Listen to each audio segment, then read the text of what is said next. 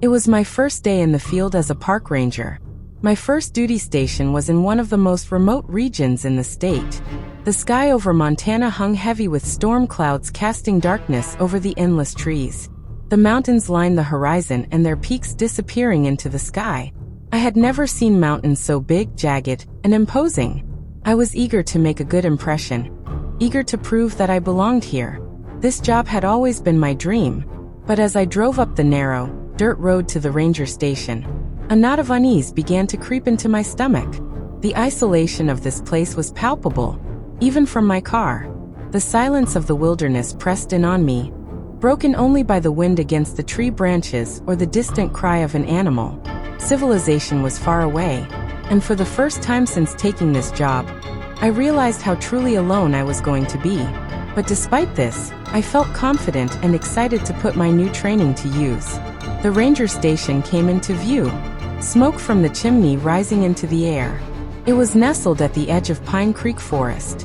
The station was small, squat, and unassuming. Honestly, more of a cabin than a headquarters. Standing by the entrance was Errol Bennett, a burly man in his mid-50s with graying hair poking out from under his hat, and a weather-beaten face that had clearly seen its share of harsh winters. He didn't smile when he saw me approaching, and he skipped the pleasantries. "You're late," he grunted, glancing at his watch.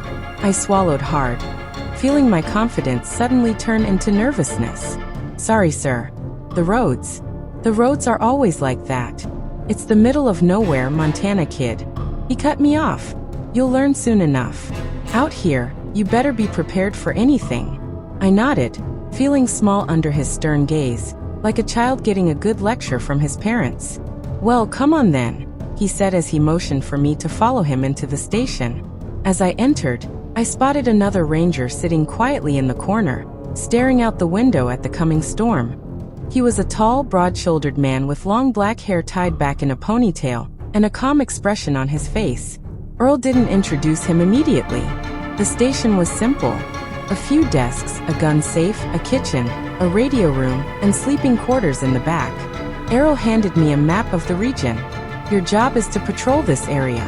You're going to check for signs of poaching, illegal campsites, and anything else that doesn't belong. Poaching's been a problem around here for a while. Keep your eyes open, learn your area, and don't ever let yourself get too comfortable." I nodded, unfolding the map and scanning the area. My territory stretched to deep into the dense forest far beyond where most people would dare to venture. "And him?" I asked, motioning toward the man by the window. Errol glanced over. "That's Daniel Black Elk. He's the quiet type, but he knows these woods better than anyone. If he gives you guidance, you better listen up. His family's been on this land for generations." I extended my hand to Daniel. "Tom Carter. Good to meet you, Daniel." Daniel's grip was firm but gentle, his eyes never leaving mine as we shook hands. "Daniel Black Elk," he said in a voice that was low and smooth. "Welcome to Pine Creek." Errol wasted no time getting down to business. He spread a map of the area across the table and tapped at it with his thick fingers. "This is your territory now. The Pine Creek region is thousands of acres of forest, mountain, rivers, and lakes. You'll be responsible for these areas, keeping an eye out for anything unusual." I nodded, trying to absorb the sheer scale of the territory. "Anything in particular that I should be looking for?" "Everything," Earl said flatly. "This ain't so well-maintained national park. It's rough terrain. Weather changes fast. Animals aren't always friendly. And the nearest help is hours away. If you get in trouble out there, you're on your own, so don't get into trouble." His tone left no room for argument, and I nodded again. He wasn't exaggerating. The sheer remoteness of the place was beginning to sink in. "What about the poaching?" I asked. "Who's behind it?" Ulling back in his chair, a grim look on his face. "Oh, locals mostly. Some of them hunt for sports, some for money. Wolves, elk, bears, you name it. They know the forest better than most, and they don't think kindly to us rangers poking around their business." I frowned. "Sounds like it could get dangerous." "It can," Earl said, and then looked out the window, the muscles in his jaw tightening. "But there is worse out there than poachers." His words hung in the air like a fog, and for a moment, a heavy silence settled over the room. Daniel glanced at Earl, but said nothing.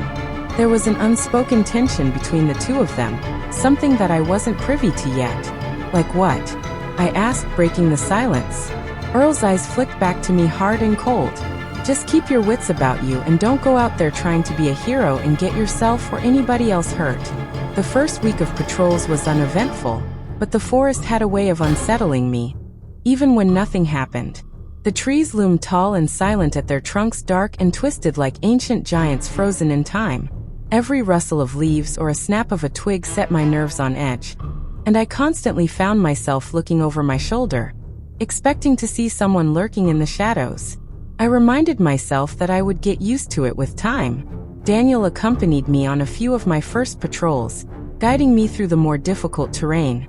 He rarely spoke unless it was necessary, but when he did, it was always to point out something that I would have otherwise missed, like animal tracks or a hole to avoid stepping in. His knowledge of the land was impressive, and though he was quiet, I appreciated his presence.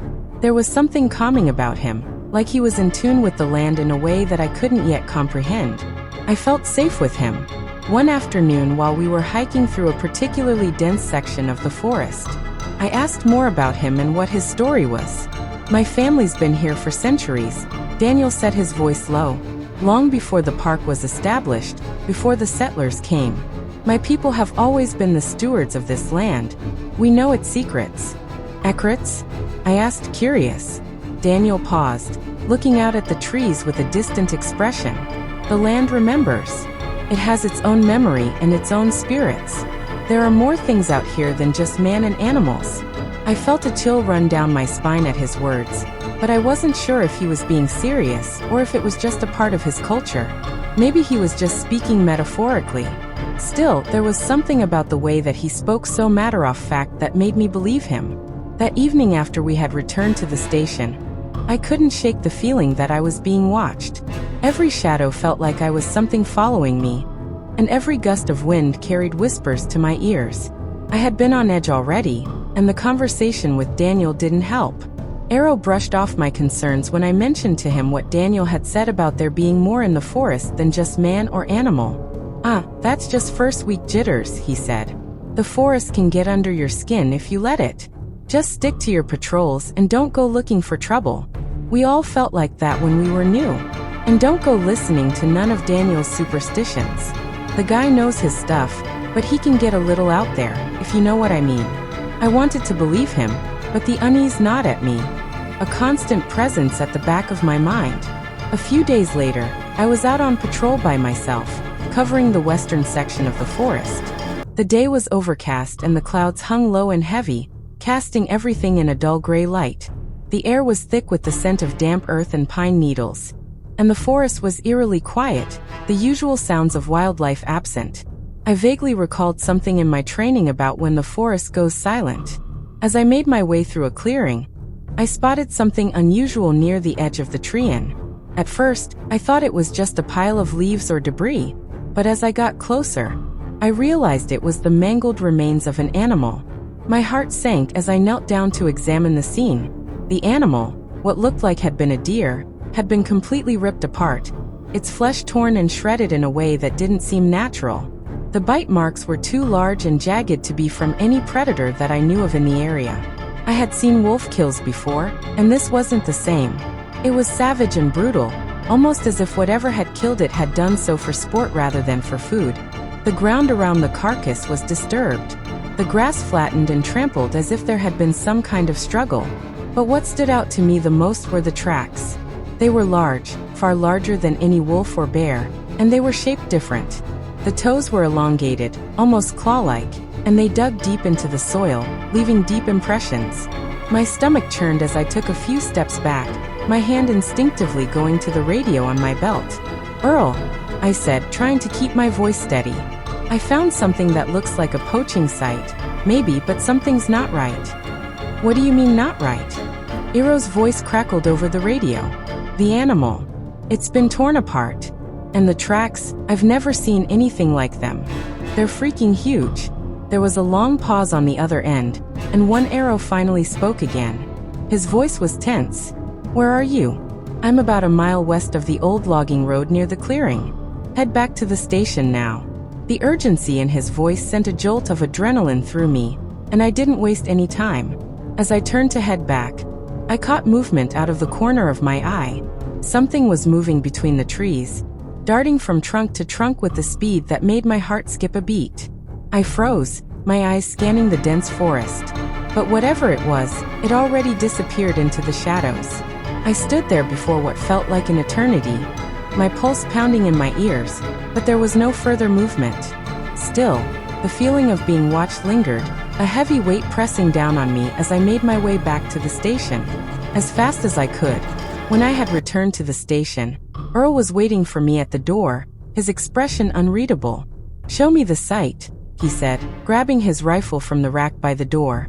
I nodded and let him back into the forest, my nerves still on edge from the encounter. As we approached the clearing, I pointed out the carcass and the tracks, watching as Earl knelt down to examine them. He didn't say anything for a long time, his brow furrowed in thought. Finally, he stood up, a grim look on his face. "Could be a bear," he said. But I could tell even he didn't believe it.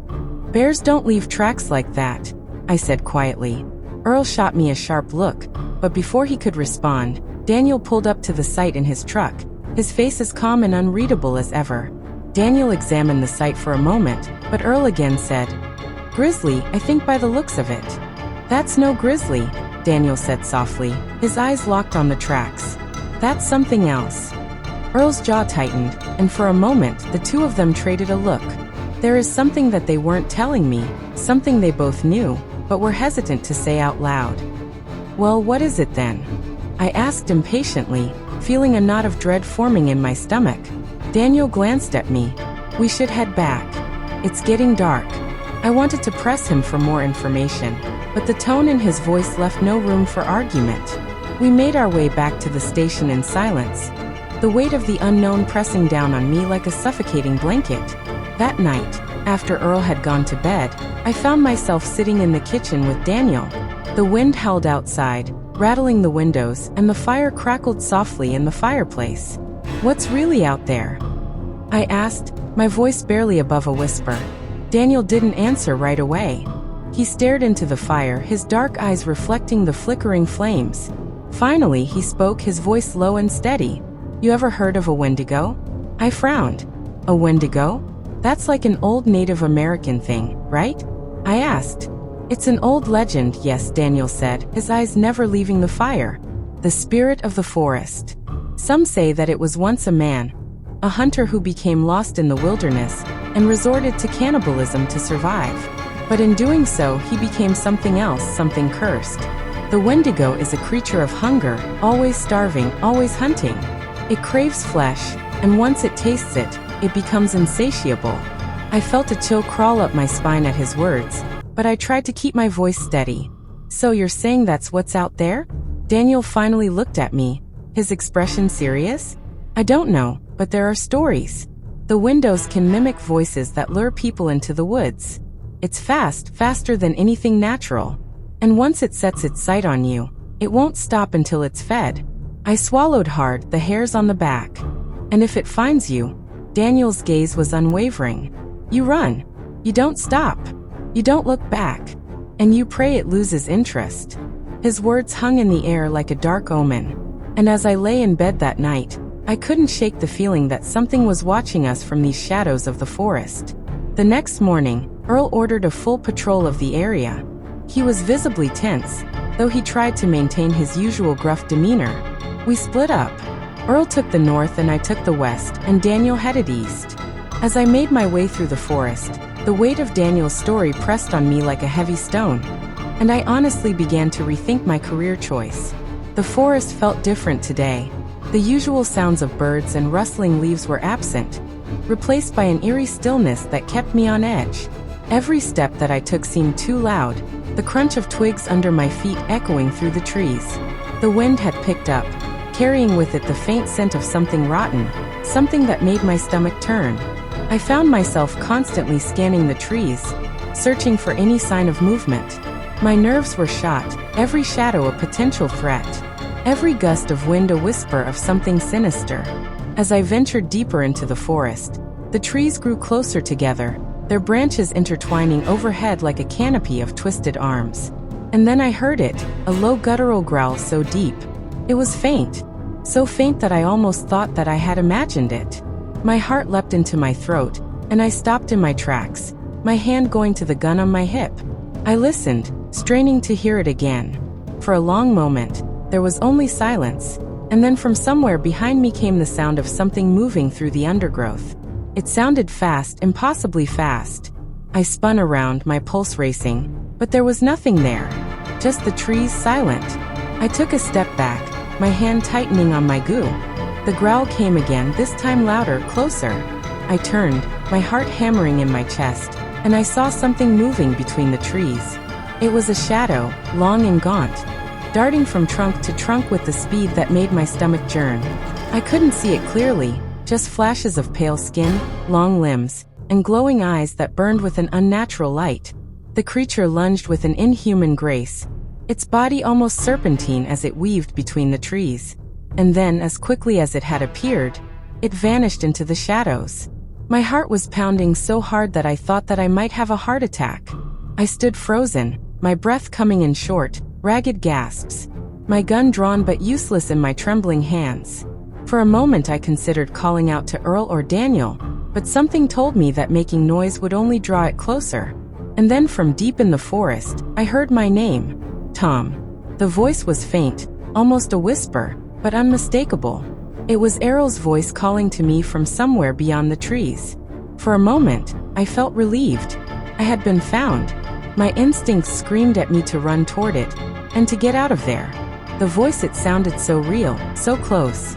Tom, over here. I took a step forward, my mind racing, but then I paused. Earl shouldn't be this far into my section of the forest. He was supposed to be on the North Patrol, miles from here. But the voice, it sounded just like his. Tom. This time it was louder and more insistent. I took another step, my legs trembling beneath me. Something about the voice was wrong though. It sounded like Earl, but there was an edge to it, a sharpness that sent a shiver down my spine. Suddenly, Daniel's voice echoed in my mind. It can mimic voices, lure people into the woods. I stopped in my tracks, my heart racing. It wasn't Earl. It couldn't be Tom. The voice was closer now, but I didn't move. I couldn't move. My breath came in short, panicked gasps, and the forest around me seemed to close in, the trees towering over me. And then from behind me came a rustling sound, soft at first, but growing louder and closer. I didn't dare turn around. Every instinct in my body told me not to look, not to acknowledge whatever was behind me. But the rustling grew louder and I could feel something watching me, approaching me, something predatory. The hair on the back of my neck stood up. Everything became silent. Tom, it whispered, this time directly in my ear. I ran. I didn't think, didn't look back. I just ran, my feet pounding the forest floor, my breath coming in ragged gasps. The trees blurred past me as I sprinted through the forest, branches whipping at my face, the wind roaring in my ears. I could hear it behind me, its footsteps impossibly fast, closing the distance with terrifying speed. My legs burned, my legs screamed in protest, but I didn't stop. I couldn't stop. Somehow, I made it to the edge of the forest, and I stumbled into the clearing. I collapsed to the ground, gasping for air, my body trembling with exhaustion and fear. When I finally looked back, the thing was gone, but the feeling of being watched still remained. I felt as if I were prey if it had just been playing with its food.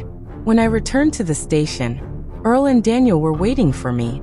Earl's face was pale, as usual, gruff demeanor replaced by a quiet tension that had unnerved me. He looked worried. What happened? Earl asked, his voice tight. I told them everything. The growl, the creature, the voice. As I spoke, Daniel's expression grew darker, his eyes narrowing in thought. Earl, however, remained silent, his jaw clenched.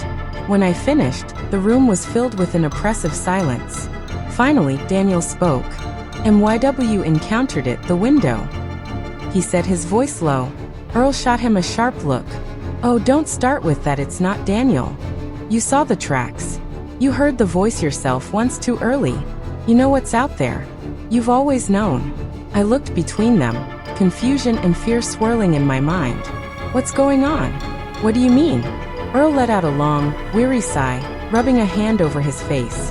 Yeah, I heard a voice once too calling me, he said, his voice heavy with reluctance. But it's just some old legend. I felt a cold nod form in my stomach.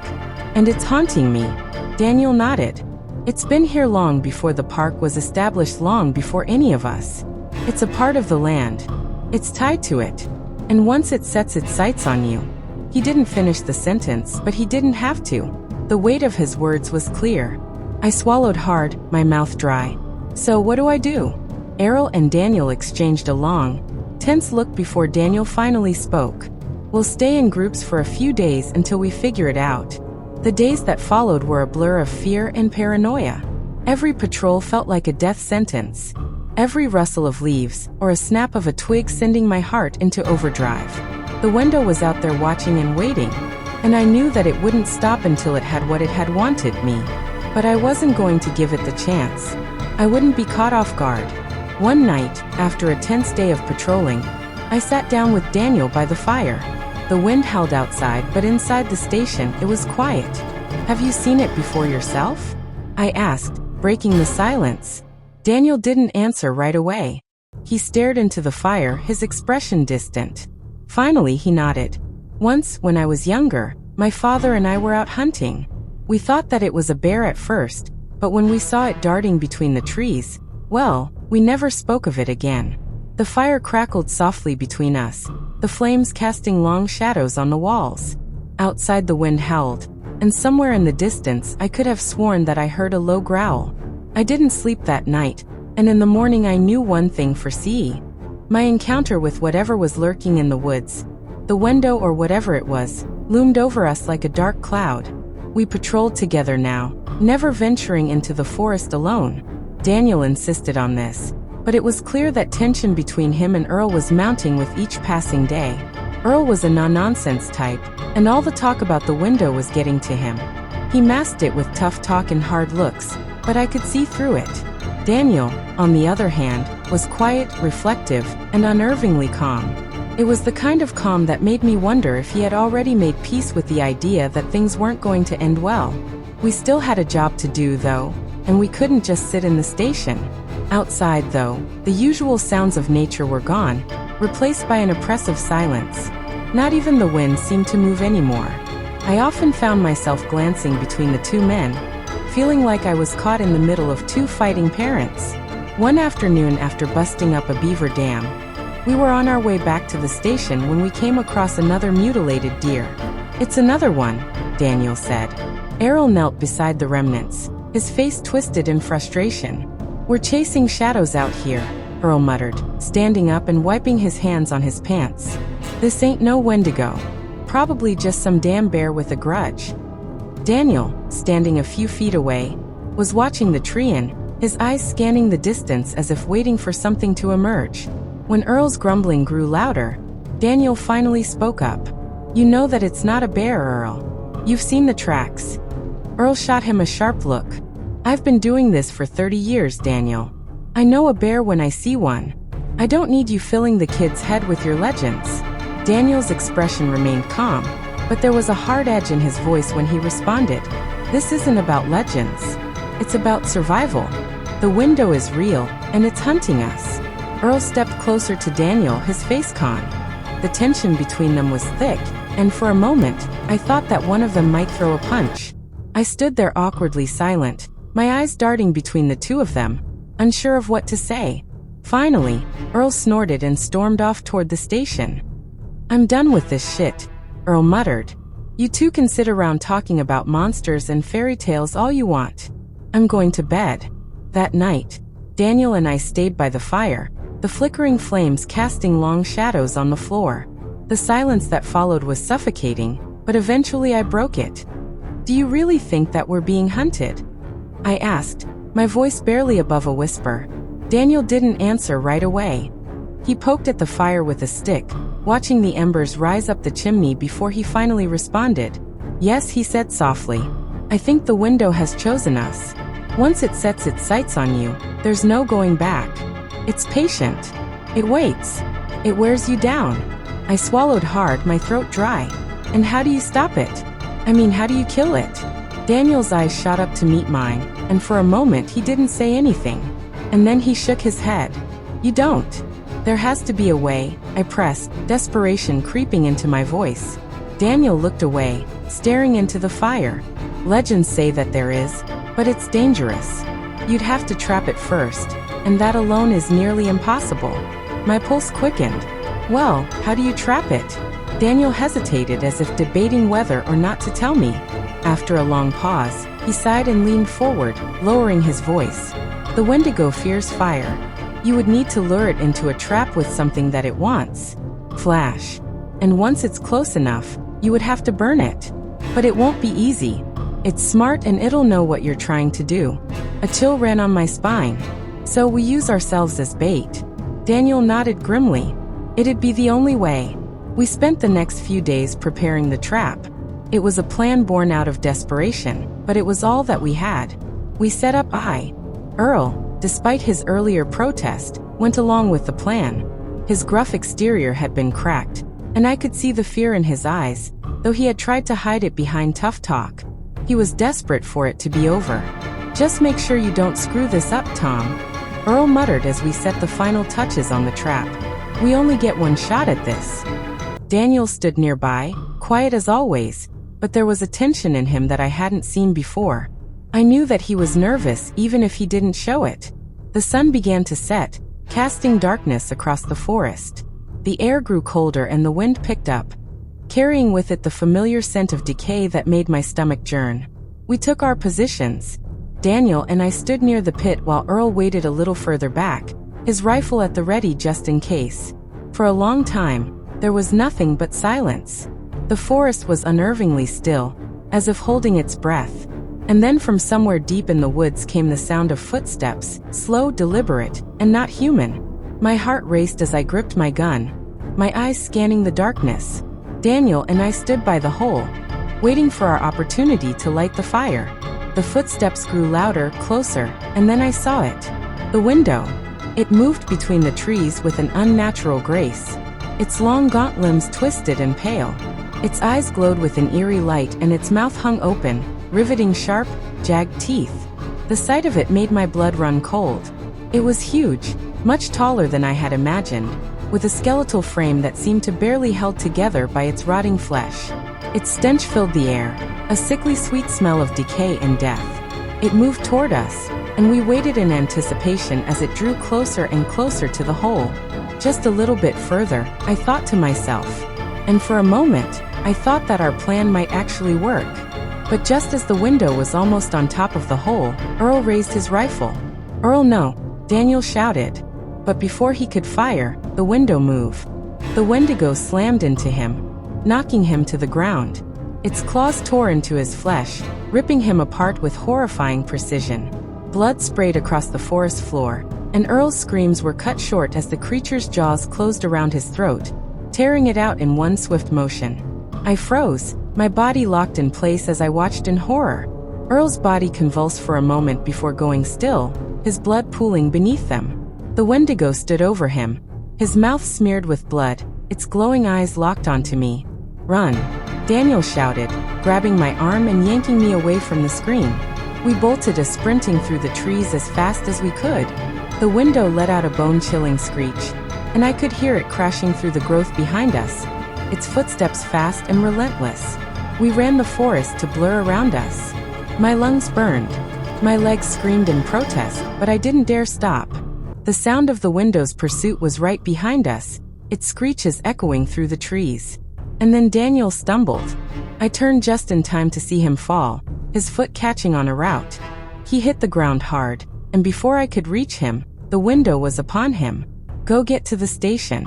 I hesitated for a split second, but the sight of the window tearing into Daniel's flash sent me into a blind panic. I turned and ran, Daniel's screams echoing in my ears as I sprinted through the forest.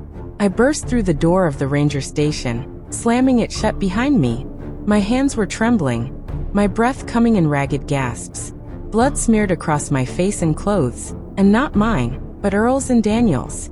I stumbled to the radio, frantically calling for help. Mayday, Mayday. This is Ranger Carter. We need immediate help at Pine Creek Forest. There's something out here. Something killing us. Please send help." There was static for a moment, and then a voice crackled through the speaker. "Copy that. Stay where you are. Help is on the way." I dropped the radio and collapsed onto the floor. The Wendigo was out there somewhere in the darkness, and I could feel it, like a predator circling its prey. My body trembled as I stood in the middle of the room, trying to figure out what to do next. The fire cracked softly, offering little comfort. I grabbed the rifle from Earl's stash. My hands flicked with sweat as I fumbled with the bullets. The radio sat on the desk, hissing with intermittent static. I had no idea how long it would take for help to arrive, or if they would even believe my frantic call. My breath was shallow, and my mind raced with images of Earl's body being ripped apart. Daniel's final screams as the Wendigo closed in on him. They were gone and I was alone. And then I heard it. At first, it was faint, a soft scratching like nails dragging across wood. It came from the door. My heart pounded in my chest as I stood frozen, listening to the sound grow louder. My mind raced. The Wendigo was here. A voice suddenly broke the silence. It was faint but unmistakable. "Tom, let me in." I froze, my eyes wide with terror. The voice was familiar. It was Daniel. "Tom." The voice came again, pleading. "Please let me in. Help me. It's out here. I'm hurt. Let me in." I wanted to believe that it was him. God, I wanted to believe that he had somehow survived, but I knew the truth. Daniel was dead. I had seen it happen. And now the Wendigo was using his voice to lure me outside. Tears welled up in my eyes as I backed away from the door, clutching the rifle to my chest. "You're not Daniel," I whispered in my voice shaking. The scratching at the door stopped, replaced by a low growl. My blood turned to ice as I realized the window knew that I wasn't going to fall for its trick. Suddenly, there was a loud bang against the door, the force of it rattling the entire station. I stumbled backward and nearly tripping over a chair as the door cracked under the pressure. The creature was trying to get in. Bang! Another hit harder this time. The door splintered slightly, the wood. "Tom," the voice came again, this time sounding like Earl. "Open the door. I need your help." I squeezed my eyes shut, trying to block out the sound. My hand shook so badly that I nearly dropped the rifle. "No, you're not real." Bang!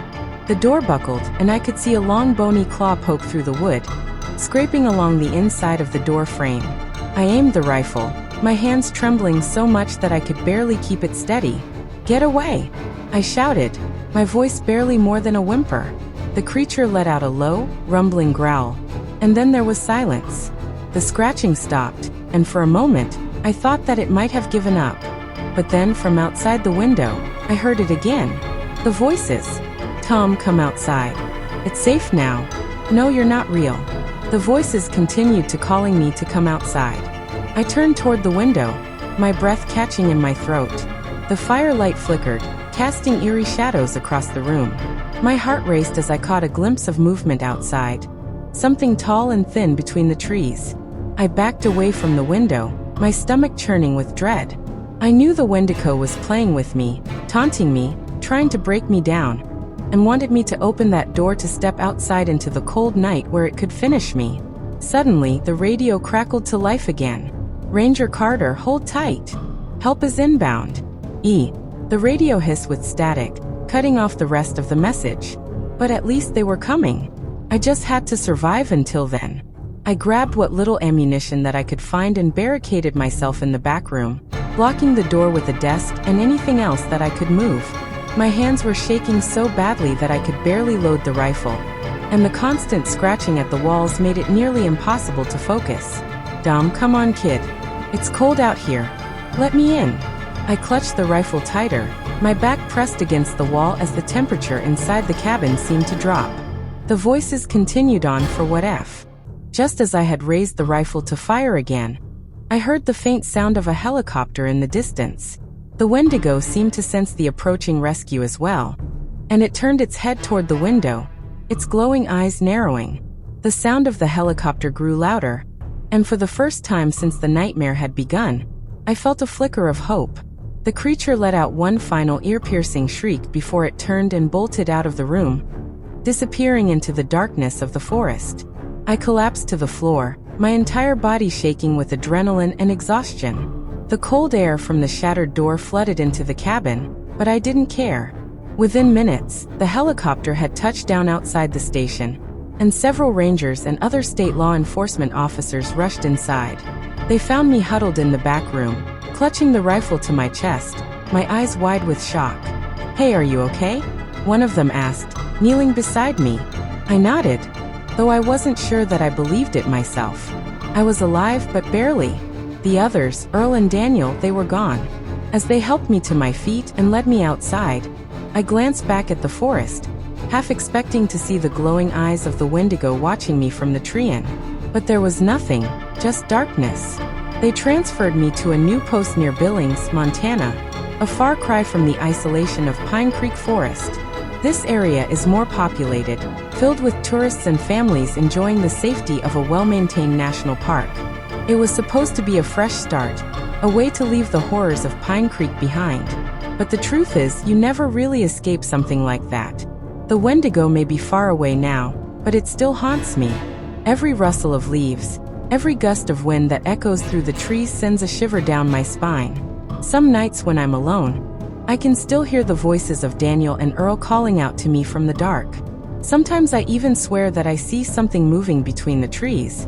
Just as I had raised the rifle to fire again, I heard the faint sound of a helicopter in the distance. The Wendigo seemed to sense the approaching rescue as well, and it turned its head toward the window, its glowing eyes narrowing.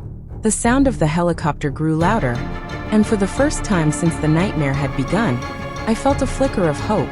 The creature let out one final ear-piercing shriek before it turned and bolted out of the room, disappearing into the darkness of the forest. I collapsed to the floor, my entire body shaking with adrenaline and exhaustion. The cold air from the shattered door flooded into the cabin, but I didn't care. Within minutes, the helicopter had touched down outside the station, and several rangers and other state law enforcement officers rushed inside. They found me huddled in the back room, clutching the rifle to my chest, my eyes wide with shock. "Hey, are you okay?" one of them asked, kneeling beside me. I nodded, though I wasn't sure that I believed it myself. I was alive, but barely. The others, Earl and Daniel, they were gone. As they helped me to my feet and led me outside, I glanced back at the forest, half expecting to see the glowing eyes of the Wendigo watching me from the tree in. But there was nothing, just darkness. They transferred me to a new post near Billings, Montana, a far cry from the isolation of Pine Creek Forest. This area is more populated, filled with tourists and families enjoying the safety of a well-maintained national park. It was supposed to be a fresh start, a way to leave the horrors of Pine Creek behind. But the truth is, you never really escape something like that. The Wendigo may be far away now, but it still haunts me. Every rustle of leaves, every gust of wind that echoes through the trees sends a shiver down my spine. Some nights when I'm alone, I can still hear the voices of Daniel and Earl calling out to me from the dark. Sometimes I even swear that I see something moving between the trees.